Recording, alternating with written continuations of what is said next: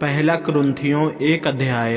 अभिवादन पौलुस की ओर से, जो परमेश्वर की इच्छा से यीशु मसीह का प्रेरित होने के लिए बुलाया गया, और भाई सोस्थिनेस की ओर से परमेश्वर की उस कलीसिया के नाम जो कुरिन्थियुस में है, अर्थात उनके नाम जो मसीह यीशु में पवित्र किए गए और पवित्र होने के लिए बुलाए गए हैं, और उन सब के नाम भी जो हर जगह हमारे और अपने प्रभु यीशु मसीह के नाम से प्रार्थना करते हैं। हमारे पिता परमेश्वर और प्रभु यीशु मसीह की ओर से तुम्हें अनुग्रह और शांति मिलती रहे।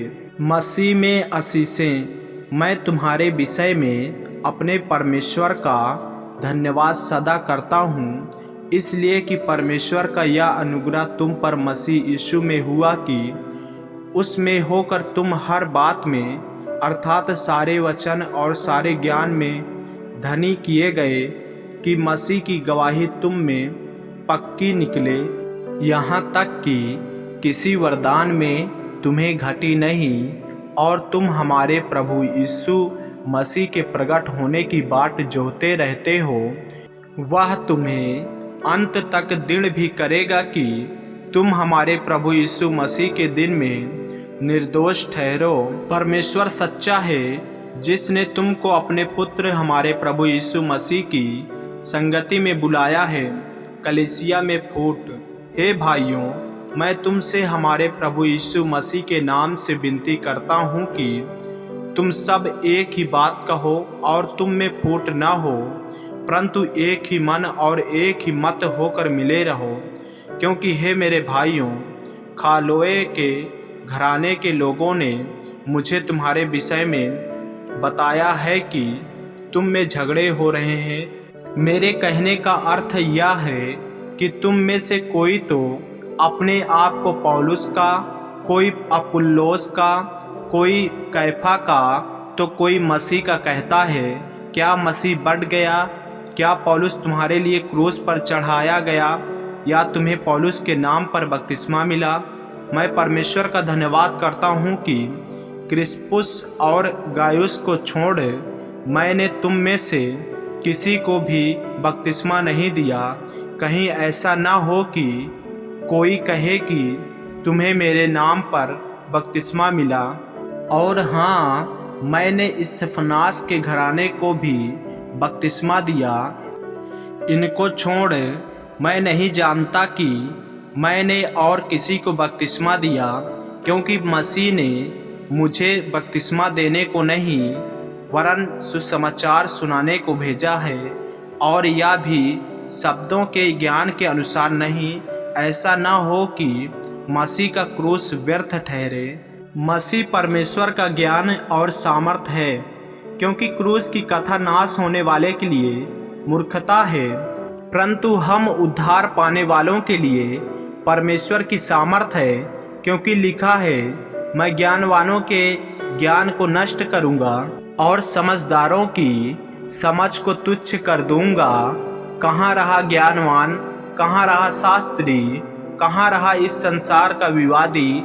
क्या परमेश्वर ने संसार के ज्ञान को मूर्खता नहीं ठहराया? क्योंकि जब परमेश्वर के ज्ञान के अनुसार संसार ने ज्ञान से परमेश्वर को न जाना, तो परमेश्वर को यह अच्छा लगा कि इस प्रचार की मूर्खता के द्वारा विश्वास करने वालों को उद्धार दे। यहूदी तो चिन्ह चाहते हैं और यूनानी ज्ञान की खोज में हैं, परंतु हम तो उस क्रूस पर चढ़ाए हुए मसीह का प्रचार करते हैं, जो यहूदियों के लिए एक ठोकर का कारण और अन्य जातियों के लिए मूर्खता है। परंतु जो बुलाए हुए हैं, क्या यहूदी क्या यूनानी, उनके निकट मसीह परमेश्वर की सामर्थ और परमेश्वर का ज्ञान है। क्योंकि परमेश्वर की मूर्खता मनुष्यों के ज्ञान से ज्ञानवान है, और परमेश्वर की निर्बलता मनुष्यों के बल से बहुत बलवान है।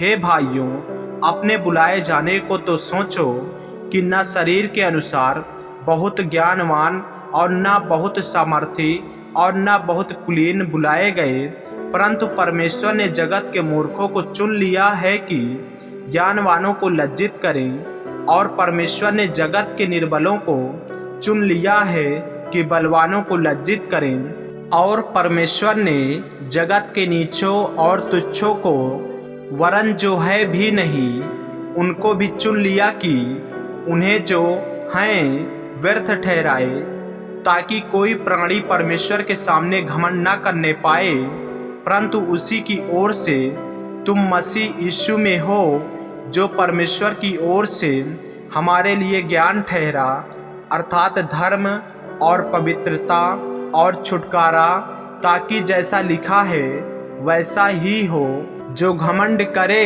वह प्रभु पर घमंड करे। आमीन। मेरे प्रियो, यदि आप इस चैनल पर नए हैं, यदि आपने अभी तक हमारे चैनल को सब्सक्राइब नहीं किए हैं तो हमारे चैनल को सब्सक्राइब करें और बेल आइकन के बटन को दबाएं। और यदि आप हमारे फेसबुक पेज पर हैं तो हमारे पवित्र बाइबल को फॉलो करें, लाइक करें, ताकि परमेश्वर का वचन रोजाना आप तक पहुँच सके। जय मसीह की। प्रभु आपको आशीष दे।